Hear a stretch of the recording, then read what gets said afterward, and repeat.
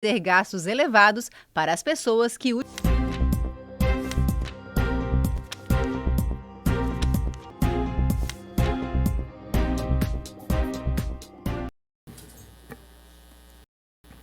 Abrindo os trabalhos da Comissão de Agricultura e Política Rural, em cumprimento ao artigo 133 do Regimento Interno da Assembleia, 7ª reunião ordinária.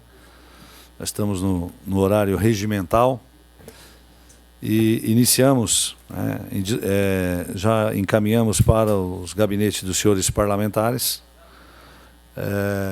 Gostaríamos, então, de tornar em discussão a ata da reunião anterior. Não havendo quem queira discutir, nós colocamos em votação. Quem for a favor, permaneça como está. Aprovada.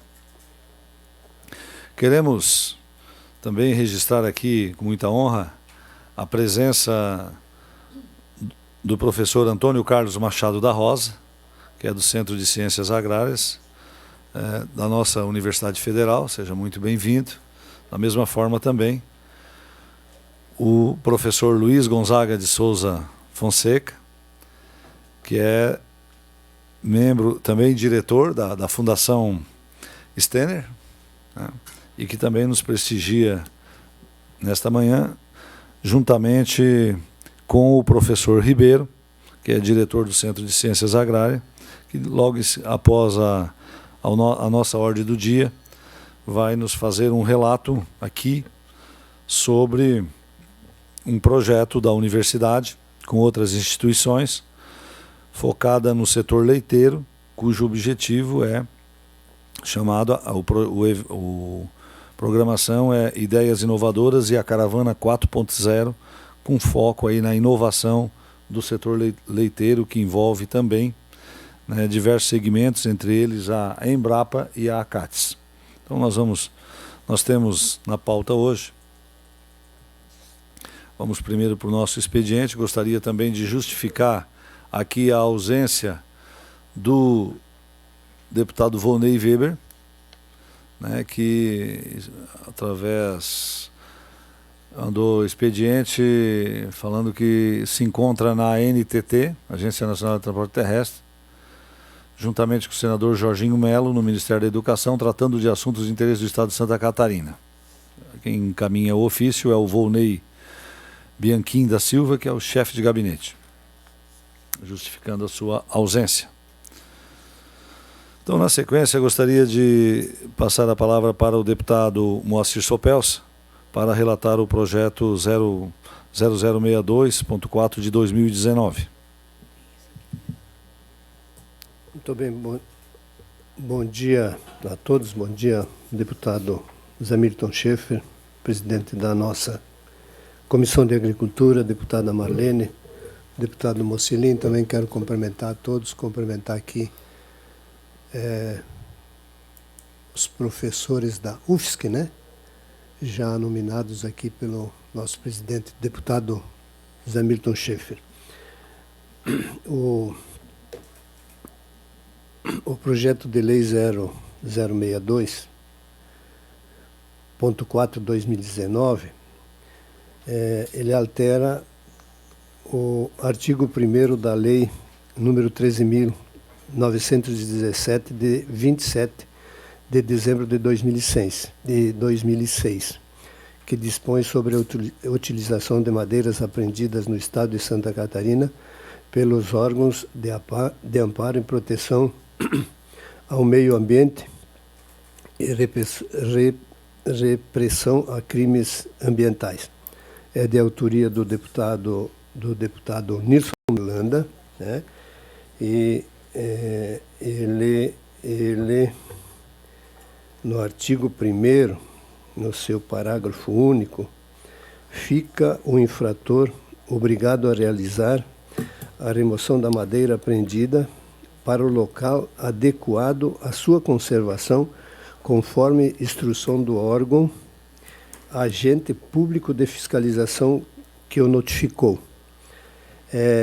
Na diligência, a Secretaria da Casa Civil, ao secretário Douglas Borba e ao IMA,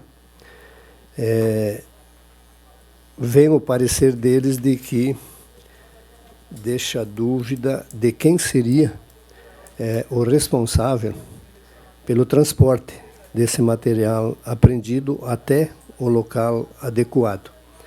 E eles se pronunciam de que, deputado Zé Milton, tanto a Casa Civil quanto o IMA, de que o Estado não dispõe ou não concorda, né, com as despesas do transporte desse material apreendido. O projeto é importantíssimo, né, e a gente sabe que existe muito desses casos. Conversando com o deputado Nilson Berlanda, nós entendemos que nós devíamos obrigar o infrator a fazer o transporte desse material apreendido. O deputado Nilson Berlanda chegou. Quero lhe cumprimentar também o deputado Sareta. Mas se nós só colocássemos que o material apreendido seria de responsabilidade do infrator a levar para esse destino, vamos dizer que se apreendesse lá em Curitibanos 1 metro cúbico de madeira ilegal lá, né? Vai transportar para onde? Para Florianópolis? Também é uma injustiça que nós estamos cometendo, embora penalizar o infrator já perdendo a mercadoria, né? E além disso, inviabilizaria isso. Então, nós estamos fazendo uma emenda, conversado com o deputado Nilson Berlanda, né? Em que eu vou ler aqui a emenda. Por fim, tão somente com o objetivo de contribuir com a proposição legislativa em exame, tendo em vista a sua efetiva aplicabilidade e o alargamento da utilização de seus fins, no que tange a obrigações e encargo do infrator, e em especial relevo no tocante ao sentido social da legislação em tela, verifiquei da necessidade de adequar a presente proposta, em razão pela qual apresento a emenda substitutiva global ao projeto de lei. Esse material era destinado, já temos uma lei, era destinado para construção de casas, para construção, cedência para entidades beneficentes, para hospitais, enfim. Já a Coab era responsável pela destinação desse material. Hoje não existe mais a Coab. Nós não temos aqui ainda informações precisas, mas sabe-se que parece-me que está na Secretaria de Ação Social ou de Desenvolvimento Econômico, que agrega a Secretaria de Ação Social. Então, nós fizemos uma emenda substitutiva, dando o seguinte, diante do exposto, e por entender a medida que se revela justa, oportuna e adequada, objetivando pela matéria, em exame da análise cabível, no âmbito desta Comissão de Agricultura e Política Rural, voto pela aprovação do projeto de lei com a apresentação de emenda substitutiva global em anexo, contando desde já com o apoio dos deputados. A emenda dá ao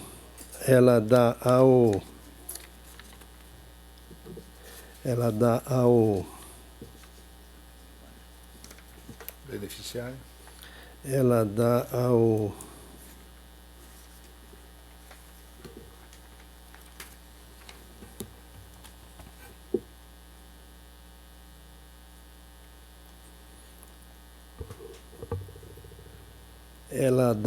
infrator, né?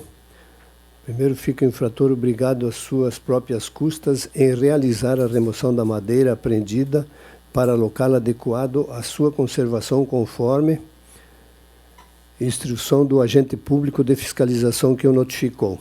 Parágrafo 2º.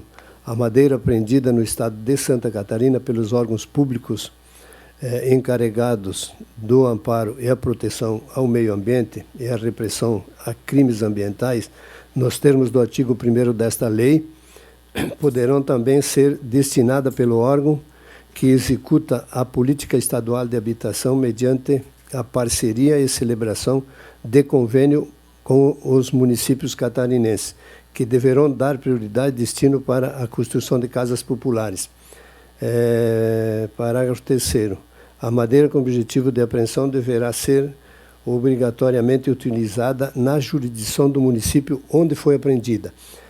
Porque se ele tiver que fazer o deslocamento desse material apreendido, ele que o faça na lei a lei que criou essa política não envolve os municípios. Nesse caso, nós estamos envolvendo os municípios e fazendo com que o material apreendido seja destinado dentro daquela jurisdição da onde ele foi apreendido. Seria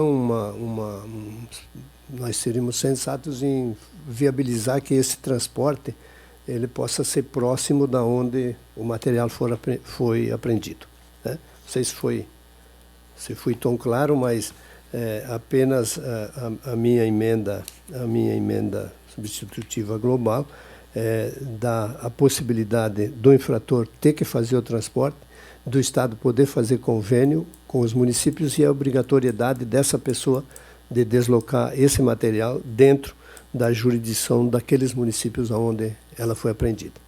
Era isso. Meu voto favorável. Não seria no município de origem, no município onde a madeira seria apreendida. Isto. Que pode ser também no município de origem se ele está próximo, né? Desculpa passar pelo... A emenda está aí. Presidente, eu poderia só fazer um comentário. Eu que lhe dou a palavra, mas o senhor tem todo o direito, é o dono do projeto, né, deputado Zé Bom, Milton? é pela aprovação, né, o parecer do deputado Moacir Sopelsa ao projeto de lei 062, também com a emenda substitutiva global. Então, coloco em discussão e, de pronto, já passo a palavra para o deputado Nilson Berlanda, que é autor do projeto. Eu quero cumprimentar o presidente e cumprimento os demais deputados, tá? Mais o nosso participante aqui. Mas, na verdade, é o seguinte, o que ocorre? Muitas vezes, deputados, a madeira fica no local e apodrece. Não tem ninguém que tenha interesse em buscar essa madeira. Porque muitas vezes é madeira numa certa quantidade que não tem interesse, é pouca madeira. E fica lá e o proprietário ainda fica falando mal, né? Está aqui, ó, tá a madeira aqui, está presa, essa madeira está aqui, está apodrecendo e acaba falando mal, né, das entidades envolvidas nessa situação.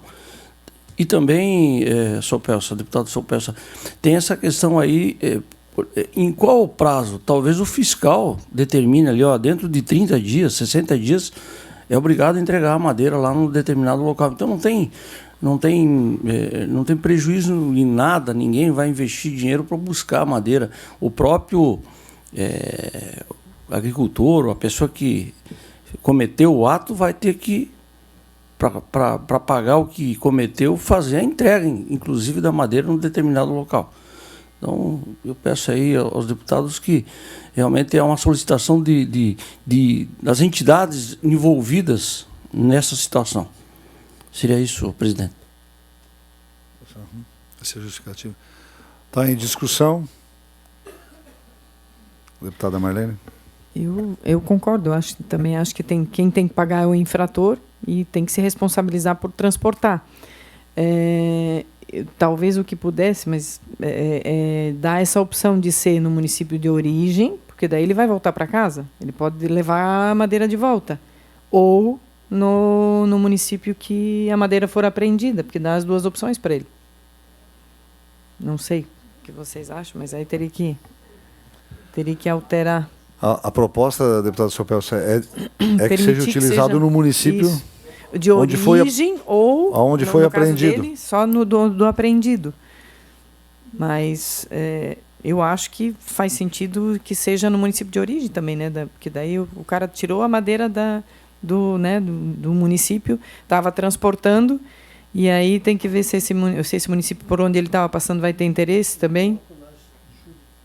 Coloco aqui na jurisdição. Ah. Na jurisdição. De onde ela foi apreendida.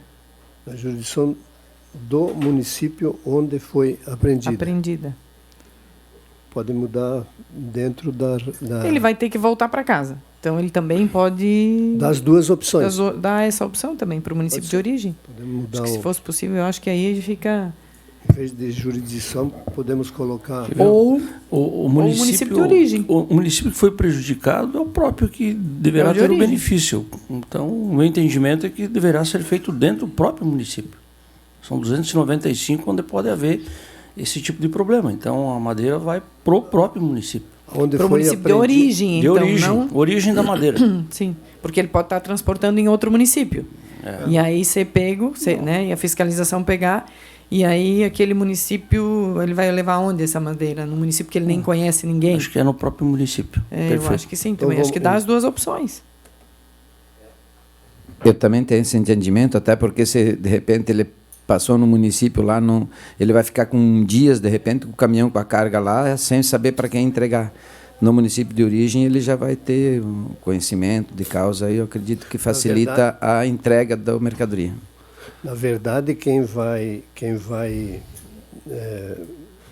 orientar ele ou solicitar ele é o órgão que apreendeu a madeira. Ele vai dizer, você tem tal lugar para você deixar o produto que foi apreendido. Acho que se nós colocarmos aqui que a madeira, que o material apreendido deverá voltar ao município de origem também, não vai mudar. Eu entendo que a madeira foi produzida em Ipumirim e foi apreendida em Concórdia, né? Vai de Ipumirim, vai receber a madeira. Volta então para Ipumirim. De Ipumirim vai para a PAI de Ipumirim. A PAI, ou se é a prefeitura, porque aqui nós estamos pedindo que os convênios também possam ser celebrados com as prefeituras, porque as prefeituras têm as suas políticas de habitação, né? E tem o local adequado para poder guardar esse produto, né? Mudamos, fica... Eu poderia até fazer mais uma contribuição. Eu acredito que deixando as duas opções seria interessante, porque vamos colocar na prática. A Polícia Ambiental apreendeu a madeira no município. De repente, 200, 300 quilômetros de distância, ele vai ter que estar acompanhando essa carga para ver se o cara vai descarregar lá naquele município onde ele ficou apreendido. Então, a fiscalização talvez possa dificultar. Eu acho que dando as duas opções, se for município próximo, pode retornar ao município de origem. Aí fica a critério, de repente, com quem foi e autuou, vai dizer onde é que vai botar, porque dificulta muitas vezes o acompanhamento da carga pela Polícia Ambiental ou o órgão que apreendeu a madeira. Porque ele não pode dizer, não, agora tu leva de volta. Ele pega e dá a volta e leva embora a madeira. Também tem esse problema que a gente tem que tomar cuidado.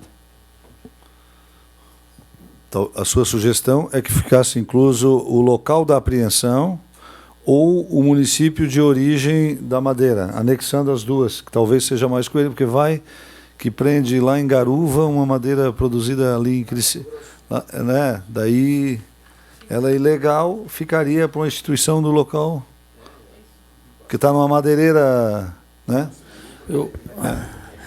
Mais uma vez, só para nós... Por exemplo, eu vou pegar o exemplo da cidade de Curitibanos. Ambiental, deputados, ela cuida de diversos municípios, 4, 5, 6 municípios. Mas talvez essa madeira que foi apreendida lá no município de Curitibanos, ela possa ser doada para Santa Cecília, que é a abrangência da Ambiental. Então, ela, com o devido acompanhamento, com determinação da Ambiental, vai ser entregue para a PAI de Santa Cecília. Então, eu acho que a Ambiental ela deverá determinar o local, porque talvez, quando for presa no município de Ponte Alta, que é um município menor, não tenha lá alguém para receber essa madeira, não tem casas populares, não tem entidades que possam receber. Então, essa madeira poderá ser transferida para Santa Cecília ou para Curitibanos. Não sei se estou me fazendo entender. Sim. Mas a questão do município de origem, apenas do município de origem, essa madeira pode ter vindo de outro estado, que ela até que sem o documento de acompanhamento da guia, né, da licença, ela causa apreensão, é motivo de apreensão. Então, se ele foi apreendido, se essa madeira veio do Mato Grosso, não pode devolver para lá, né? Então, por isso as duas opções seriam interessantes. Eu acho que, não sei se vocês concordam, de repente nós poderíamos ou se coloca talvez a micro-região numa instituição a ser indicada pelo órgão fiscalizador. Na micro-região, aí podíamos utilizar a micro-região geográfica das associações ali, a MAVE, por aí afora, né? E aí ficaria mais amplo no local de apreensão, porque realmente fica difícil, né? De repente lá vem uma madeira de 200 quilômetros, uma carga pequena, encontra naquela madeireira uma espécie que não é permitida, e aí vai ter que voltar a 200 quilômetros, a lei acaba não sendo cumprida por a impraticabilidade dela. Agora, se for na micro-região, porque às vezes o município onde foi apreendido não tem nenhum programa ambiental, que eu entendi que o objetivo da lei é destinar essa madeira para programas habitacionais. Mas o município do lado tem. Então, talvez, em vez de fazer jurisdição, colocarmos aí na micro-região, e aí a gente sintetiza, Sandro, na micro-região geopolítica, que são as associações de municípios. E lá a polícia ambiental dela mesma vai determinar, ou se for o IBAMA, ou se for a Fátima, o órgão municipal que apreendeu, vai dizer, olha, vai para a instituição, vai para a prefeitura tal, que ela tem um programa habitacional. Ponto. Talvez seja esse. Se tiver alguma divergência... Queria só dar uma... deputado Sopelso, nosso... o deputado Berlanda levantou muito bem. De vez em quando nós passamos, eu vou citar, lá na Polícia Rodoviária Estadual, lá em Concórdia. Vai um caminhão de tora, uma madeira que está sendo proibida de ser colhida. Descarrega aqui, né? E lá fica, 1 mês, 6 meses, 1 ano, 2 anos. Poderá também acontecer com produtos apreendidos sem guia de transporte, sem nota fiscal, etc. E tal. Se nós colocássemos no município de apreensão o mais próximo que o órgão que apreendeu indique, né? No município da apreensão ou no mais próximo que o Alguém poderia pedir vistas para fazer a emenda ou deixamos acordado aqui? O que vocês acham? Vamos dar vista coletiva e apresentamos a redação certinha na próxima reunião? De acordo? O senhor que é o nosso relator? Então eu vou fazer o seguinte, vamos dar vista para todos os deputados e aí, a princípio, o deputado Sopelso faz essas adequações para a próxima reunião. Ok? Tá bom. Aprovado. Então, na sequência, eu gostaria de pedir para que o deputado Mocelin pudesse também relatar o projeto 0103.7 de 2019, de autoria do eminente deputado Márcio Machado. Obrigado, presidente. Eu quero cumprimentar todos os nossos nobres colegas, professor também da UFSC que está aqui presente, a quem nos assiste através da VEAL. O deputado Márcio Machado já faz marcação cerrada, né, para garantir que seu projeto vai ser aprovado. Mas foi muito bem, eu quero já parabenizar de antemão a iniciativa, que é um projeto de suma importância, principalmente para coibir a farra do boi. É um projeto relativamente simples, pequeno, mas importante. Ele dispõe sobre a aplicação de multa para pessoas que participem da tradição açoriana conhecida como farra do boi. Em território catarinense, estabelece outras providências. O projeto inicial do deputado Márcio Machado, ele previa que o artigo 1º fica vedada a participação de pessoas em quaisquer ritual típico conhecido como farra do boi no estado de Santa Catarina. O artigo 2º prevê a multa pecuniária de R$10.000 ao infrator. E o artigo 3º, ele previa também a proibição do abate, a não ser que ele viesse de outro estado, ou se ele estivesse com doença denominada brucelose, febre aftosa, pneumonia, tuberculose e outras doenças. Foi encaminhado diligência para a Secretaria de Agricultura, para o IMA, foi para outros órgãos, E a Secretaria de Agricultura e a SIDASC sugeriram suprimir o artigo 3º até para a sanidade ambiental que nós temos no Estado. Aí o deputado Márcio, nós encaminhamos para ele, na folha 40, página 48, aqui, que eu acabei de ver, o deputado Márcio Machado, ele entrou com uma emenda supressiva ao projeto de lei 103.7, fica suprimido o artigo 3º do projeto de lei número 103.7 de 2019, renumerando-se os demais dispositivos. E ele faz a justificativa, que é mais ou menos aquela que eu falei. E, então, de forma bastante resumida, eu vou para o voto. Ante o exposto, voto pela aprovação do projeto de lei número 103.7 de 2019, observada a emenda supressiva de folha 48, conforme aprovada na comissão precedente, vez que os objetivos visados são legítimos e têm relevante interesse público. Então, isso já foi aprovado dessa forma na Comissão de Constituição e Justiça, que eu faço parte, e ela veio para a nossa comissão agora para também, eu acredito que eu peço a aprovação dos colegas, porque ela é de relevante importância e já foi corrigida vamos dizer, a inconsistência que tinha no projeto inicial.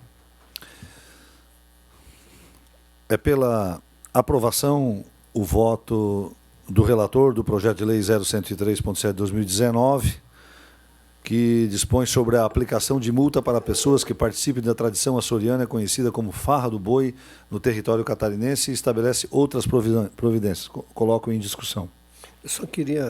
Qual foi o artigo que foi suprimido? O artigo 3º que fala que era proibido o abate, vedado o abate, mas esse foi suprimido. Está em discussão. O autor do projeto presente está com a palavra, então, aí de maneira sucinta. Enquanto o senhor faz a sua defesa, eu faço a leitura. Primeiramente, bom dia a todos, presidente, deputados, o público se faz presente também. Quero agradecer ao deputado Mocelin pelo relatório, pela aprovação e tramitação da matéria. Agradecer também ao deputado Sopelsa, que quando chegou essa matéria, ele conversou comigo e me explicou a importância da supressão do artigo 3º por causa das exportações, tanto de gado, suíno e aves.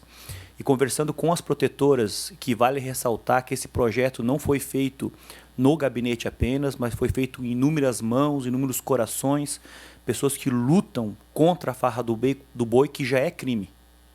A farra do boi é crime, só que eles não conseguem coibir. Então, tendo a multa administrativa de R$10 mil, que é uma multa alta, a gente vai conseguir trabalhar dentro desse sentido. Então, eu peço a vênia dos nobres deputados, deputada, para que a gente possa aprovar esse parecer e dar encaminhamento a esse projeto tão importante, haja vista que a gente, conseguindo aprovar até o final do ano e virando lei, a gente consiga coibir essa prática, porque não é só na hora da Páscoa, mas em todo momento. O que acontece? Para não me alongar, presidente, de repente tem um aniversário de um farrista. Eles vão lá, compram um boi e dão pau no boi. Eles acreditam na cultura açoriana que o boi tipifica Judas. E ele tem que apanhar pelos crimes, pelos pecados do mundo. Então o animal às vezes sai correndo, se joga na água, cai num abismo, é algo realmente muito triste. Então que vá os anéis e fiquem os dedos, então a gente acredita que a multa já vai servir de grande valia para esse projeto. Muito obrigado. Bom, não havendo mais quem queira discutir, eu coloco em votação. Aqueles que forem favoráveis permaneçam como estão. Aprovado. Na sequência, apenas coloco aqui uma solicitação, um ofício encaminhado pelo Sindicato Rural de Santa Cecília, em que apela para a necessidade da permanência da gerência regional da SIDASC de Caçador, né? E isso foi encaminhado ao presidente desta casa, e estar aqui toda uma contextualização da importância do trabalho realizado pelaquela gerência, e eu deixo aí em apreciação dos senhores, se encaminhamos em nome da comissão, né, esse ofício para a senhora presidente da SIDASC. Eu sei que esse assunto já evoluiu bastante dentro do governo, para a permanência das gerências, mas até para atender aqui uma solicitação feita pela presidência dessa casa e também pelo Sindicato Rural. Vamos caminhar lá e, posteriormente, responder, né, para que esta comissão responda também ao Sindicato Rural de Santa Cecília, ok? Acho importante, deputado Zé Milton, acho importante que a SIDASC tenha conhecimento disso, e também registrar da mesma forma que o senhor registrou que o governo do Estado, o governador, já definiu que todas as gerências que tinham essa intenção de deixar de existir ou não existirem mais, o governo, a decisão do governador é de que elas permaneçam, né? Então, a proposta, salvo melhor juízo, ela não tem mais, a proposta da SIDASC não tem mais como ser efetivada, né? Mas é bom que se tenha o pronunciamento da direção da SIDASC nesse momento, que a informação que nós temos que as gerências vão permanecer como estão. Espero que a posição da SIDASC venha da mesma forma que a posição que o governador anunciou, né? Muito obrigado, deputado Sopelsa, pela contextualização. Então, já está determinado esse encaminhamento, ok? Bom, gente, na sequência, nós gostaríamos, então, a convite desta comissão, já de antemão, agradecer ao professor Ribeiro, que é diretor do Centro de Ciências Agrárias, para aqueles deputados que chegaram pouco após o início desta reunião. Ele também está aqui acompanhado de mais 2 outros professores, que é o nosso Luiz Gonzaga de Souza Fonseca, e também do professor Antônio Carlos Machado da Rosa, que também acompanham esta reunião.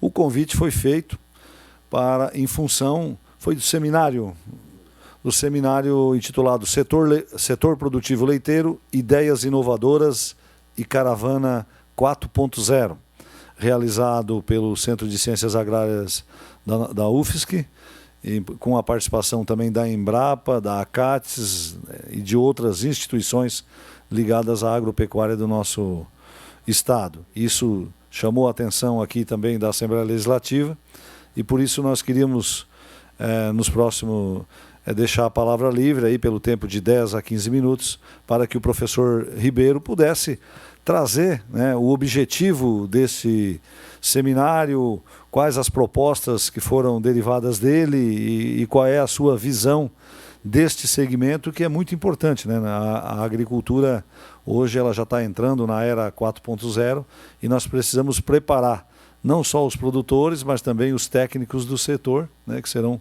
formados pela universidade. Portanto, professor Ribeiro, o senhor fique à vontade, a palavra é sua.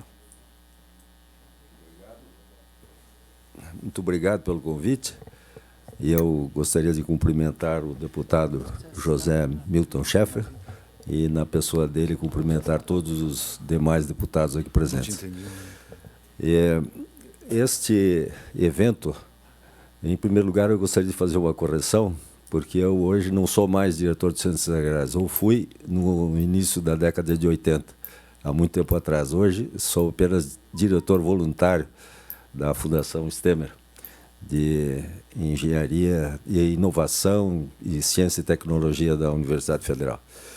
Então, dito isso, o nosso evento ele surgiu diante de um desafio que a Embrapa nos colocou através do seu programa Caravana 4.0.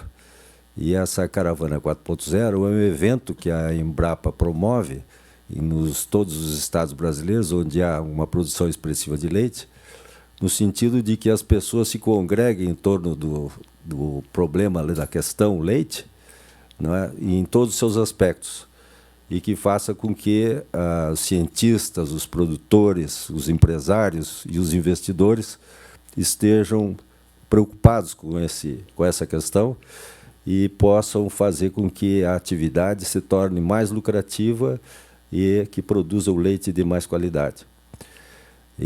Então, isso foi o que a Embrapa nos propôs. E nós fizemos um adendo a isso, porque achamos que era muito importante integrar os estudantes que hoje ao saírem da universidade, têm dificuldades de colocação profissional. E os currículos que hoje existem nas universidades, eles, em geral, carecem de preparar o futuro profissional para enfrentar os desafios de falta de emprego público, que antigamente era a principal fonte de emprego, né? Então, esse estudante era necessário que tivesse um estímulo para que ele se preparasse para enfrentar esse desafio logo depois de formado. Então, e essas foram os principais objetivos, então, do nosso evento. E aí nós dividimos o evento em 3 momentos. O primeiro momento, palestras motivadoras, em que um dos palestrantes era o Dr. Ayrton Spies, que é conhecido de todos, né? Uma pessoa que tem uma contribuição muito grande para a produção de leite no Estado, e que nos trouxe dados muito importantes e estimuladores para enfrentarmos os desafios que a pecuária leiteira tem e as perspectivas que ela apresenta com relação, especialmente, aqui o clima de Santa Catarina é um clima mais adequado para a produção de leite de qualidade do que no restante do país. Santa Catarina, Rio Grande do Sul e Paraná tem especialmente a região serrana, tem essa vocação. Então, mas o que precisa para isso? Não é necessário que os produtores sejam mais capacitados, são mais profissionalizados e que possam desfrutar do ambiente que a natureza oferece para produzir um leite com melhor qualidade e mais eficiência na produção. Então, isso o Dr. Spies nos deixou muito claro. E aí o segundo palestrante era o Dr. Paulo Fontes, que ele é diretor é o principal chefe da estação experimental de Coronel Pacheco do gado leiteiro em Minas Gerais, que é do Centro Nacional de Gado Leiteiro do Brasil. Então ele expôs as possibilidades que essa integração entre produtores, estudantes e investidores tem de turbinar a produção de leite e também a oportunidade de diversos negócios a partir dessas interações. E ele mostrou muitos exemplos, inclusive, de startups que surgiram a partir dessa relação. Então, foi bem interessante a palestra dele. Depois nós tivemos, na tarde, uma primeira parte que foi dedicada à recuperação histórica da atuação da Universidade Federal no meio oeste e no oeste de Santa Catarina, com a colocação de que o pasto é o principal ingrediente para a produção de leite saudável e que existe necessidade de fazer cruzamentos para poder ter um leite de mais qualidade, com menos agrotóxicos e com maior quantidade de sólidos. Então, isso ficou demonstrado na atuação que a universidade fez lá e teve sucesso. Aí a outra palestra foi com relação ao bem-estar animal, que para produzir o leite de qualidade, a vaca precisa estar com o seu sem estresse. Então, o que o bem-estar animal pode ajudar, o que a observação do comportamento animal e a descoberta de ações no sentido de trazer mais bem-estar pode trazer de benefícios para a produção, produtividade, produção e qualidade do leite. Aí, uma outra palestra importante foi com relação a atividades complementares dentro da propriedade para que haja uma renda extra não é? E o produtor possa, então, ter mais integração com a sociedade e possa produzir um leite com mais qualidade, tendo sombra na pastagem, por exemplo, e colocando árvores com a potencialidade econômica nas matas ciliares e nas nascentes. Então, essa foi o segundo importante palestra desenvolvida. A terceira foi com relação à qualidade do leite, e então mostrando que é possível melhorar muito a qualidade do leite e também a qualidade dos queijos, com o estudo dos micro-organismos favoráveis. Aí, outra palestra foi com relação à logística, que é importante que se conheça a logística da captação do leite, da coleta, da distribuição, para que se tenha uma diminuição dos custos totais da cadeia do leite. E, em seguida, houve a apresentação de uma série de 3 ou 4 palestras com relação a como fazer para gerir melhor a propriedade leiteira. Então, e por último, houve a manifestação de uma aluna recém-formada, cujo projeto de conclusão do curso foi a fabricação de um sorvete com fins dietéticos para amenizar os problemas causados pelas drogas quimioterápicas no tratamento de câncer. Então, foi um trabalho muito bonito e que mereceu uma consideração toda especial por parte do plenário. E aí, em conclusão, então, nós... Não pode partir lá para a conclusão, por favor. Que o ensino, a pesquisa e a extensão podem ser realizadas com dedicação e espírito público, pois é possível a cooperação entre estudantes, professores, instituições e organizações sociais. Então, isso foi um tema também abordado numa das palestras e que chegou-se à conclusão de que é possível realizar isso sem muito dispêndio econômico, basta que haja dedicação e boa vontade por parte dos atores, não? Aí uma necessidade que foi levantada lá é que precisa aumentar a escala de produção. Hoje a produção de leite é de poucos produtores, a produção, vamos dizer, economicamente viável, não é de um número significativo de produtores, mas que tem potencial para sê-lo, desde que algumas características sejam ali atendidas, não é? E aí houve uma sugestão por parte do Dr. Spies de que haja uma maior especialização do produtor, então que os mais jovens se dediquem mais à produção leiteira e os mais idosos fiquem no manejo das novilhas e vacas secas. Então, essa seria uma maneira de evitar, de uma certa forma, o êxodo da atividade. Aí, que o comportamento animal deva chegar aos produtores, o conhecimento do comportamento animal, para melhorar a produtividade e a qualidade do leite.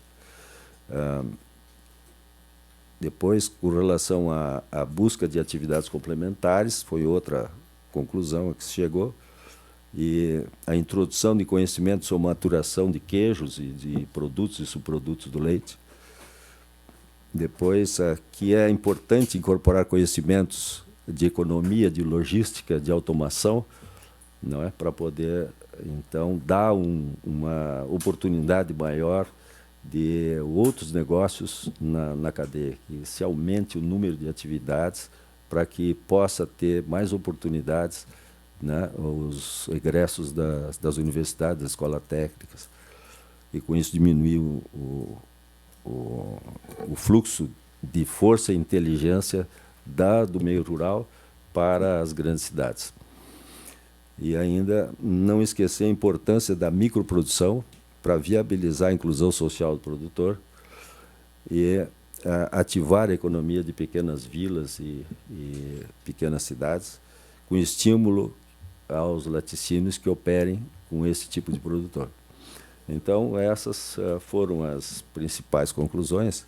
E, se for possível ainda me permitir, eu acho que, vamos dizer assim, uma das conclusões mais importantes foi de que, se não trabalhar a índole do produtor, das famílias do campo, dentro de pouco tempo nós não vamos ter mais produtor de leite no campo, porque a juventude está se evadindo do campo. Então, embora nós tenhamos potencial, tenhamos toda a condição de sermos atores principais na produção de leite no país, nós temos esse problema, que todo o sul do país está ficando velho no campo. Então, essa parte era muito importante. Eu, então, considero que seja... as pessoas, quando saem do campo, elas, além de trazerem um problema lá, porque são inteligências e força do trabalho que saem dos locais, não é, lá do campo, eles ainda, muitas famílias que vêm para cá, trazem para o litoral e para as grandes cidades, trazem problemas muito graves de ordem de saúde pública, de segurança, de educação, não é, de moradia, e isso traz como consequência um problema para o Estado, não é? E nós consideramos, inclusive lá na Fundação Stemmer, de que a evasão do campo talvez seja um dano à sociedade maior do que os prejuízos que a gente tem em outras, especialmente, por exemplo, com a questão da previdência social.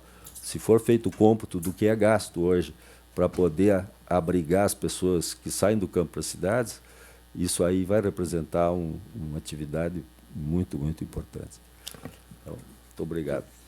Nós que agradecemos, cumprimentamos o professor Ribeiro aqui pela boa vontade de atender o convite da comissão. Esse evento, obviamente, que chamou a atenção nossa aqui da Comissão de Agricultura, de todos os deputados, em função do tema que nós julgamos importante para Santa Catarina, econômica e socialmente. A gente viu aí pelas palestras, pelos debates feitos, principalmente pelo desenvolvimento de produtos a partir do leite, que nós entendemos que é um caminho que Santa Catarina ainda pode crescer muito, né? E aí a universidade, a academia, pode ser importante na área da pesquisa, desenvolvimento.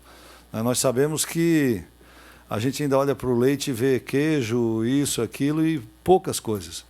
Mas nós temos uma riqueza de outros produtos que, através da pesquisa, dá para desenvolver, agregar valor, que talvez seja o caminho, né, além da gestão de todo o sistema e da propriedade, que vocês detectaram isso, né, seja o caminho para viabilizar essa atividade ao longo do tempo. Mas eu queria só oportunizar, nós temos um problema de horário também com esta sala, que ela acaba sendo usada por outra comissão, mas deixar a palavra livre tanto para o deputado Mocelin.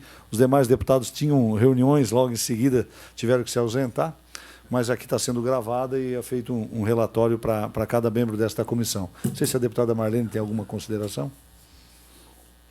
Não, só parabenizar pelo trabalho e dizer que eu concordo e acho que realmente é um tema que eu sou natural de Itapiranga, então sou produto desse êxodo rural, né? Vim para cá também.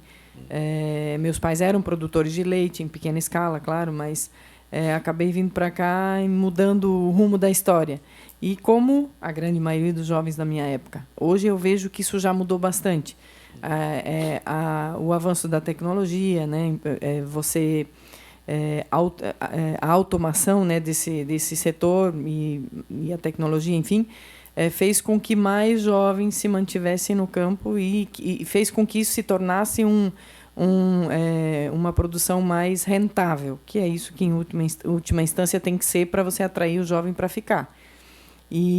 Mas acho que ainda falta muito. A gente tem uma série de questões importantes a serem discutidas, além dessas que o senhor abordou aqui, e uma delas é a questão das datas de pagamento, que daí, claro, não tá em discussão nesse né, não é esse o objeto da discussão, mas é um tema que a gente precisa discutir, porque o produtor entrega o leite sem saber o que ele vai receber.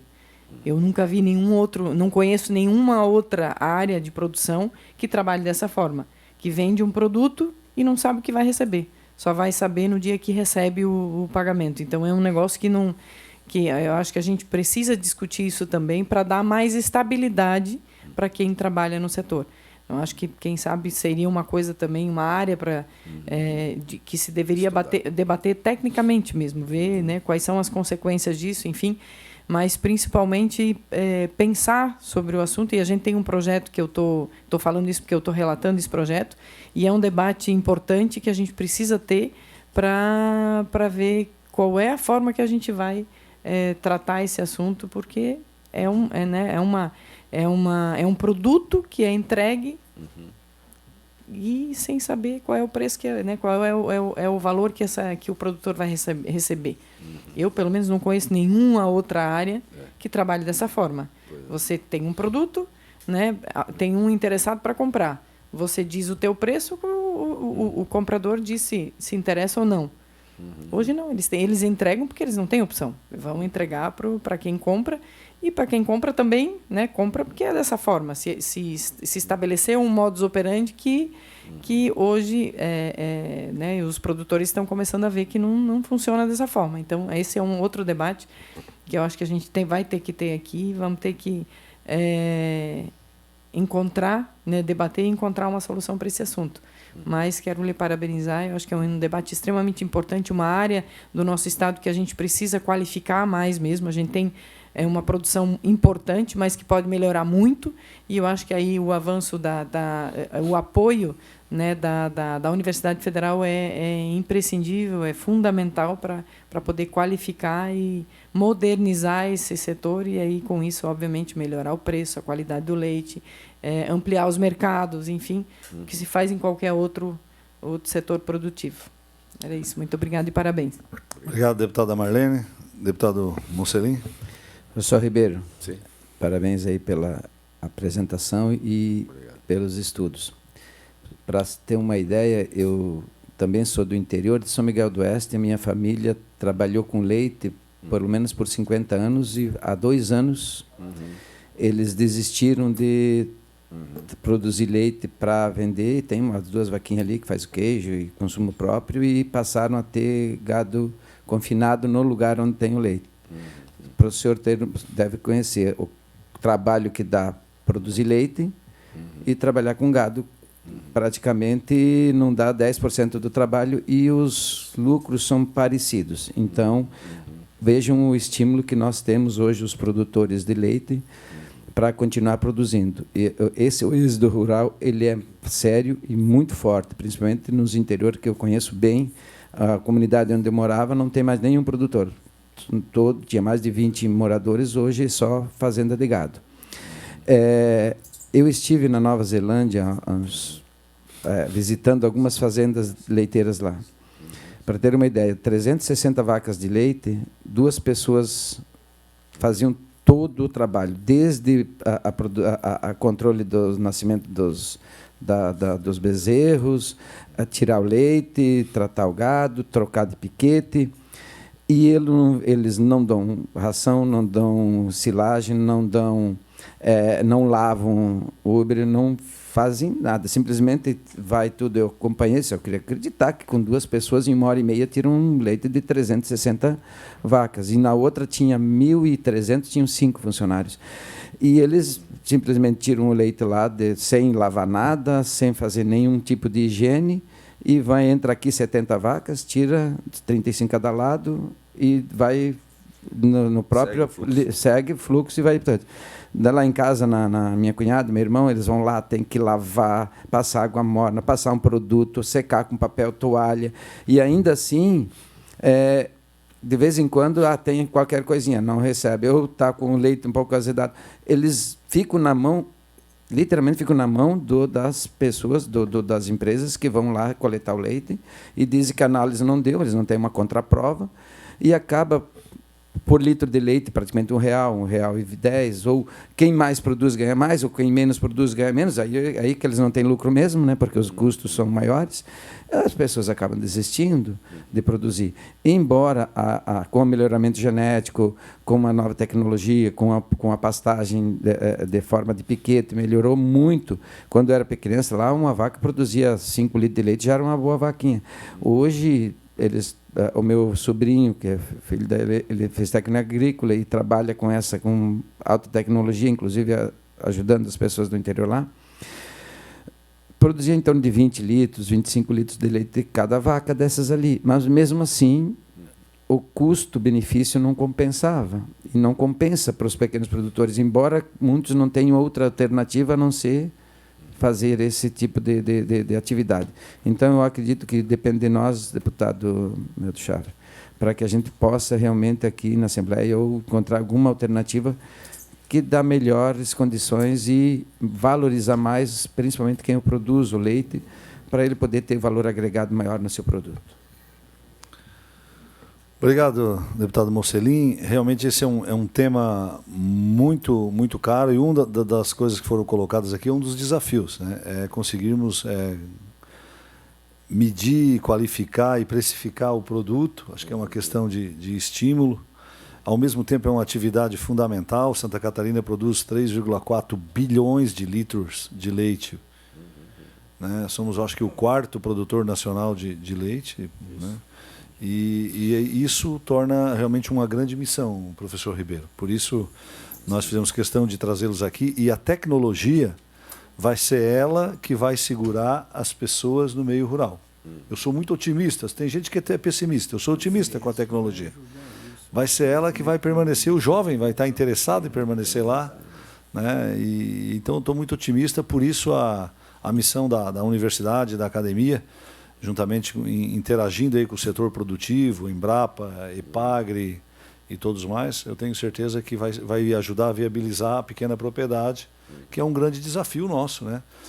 Permanecer com a pequena propriedade sendo rentável e atrativa para as próximas gerações. Esse tenho certeza que vamos atingir. Por isso, em nome da comissão, queremos parabenizar a vocês pela realização desse seminário, trazer aqui uma palavra de estímulo, de apoio, e também colocar, a sua palestra será encaminhada a todos os deputados daqui da casa, e colocar a Comissão de Agricultura e Política Rural também à disposição dessa questão do setor leiteiro e demais setores da agropecuária catarinense. Uma vez, muito obrigado pela sua disposição, né, de estar aqui com a gente, e deixo aí a sua palavra para as considerações finais.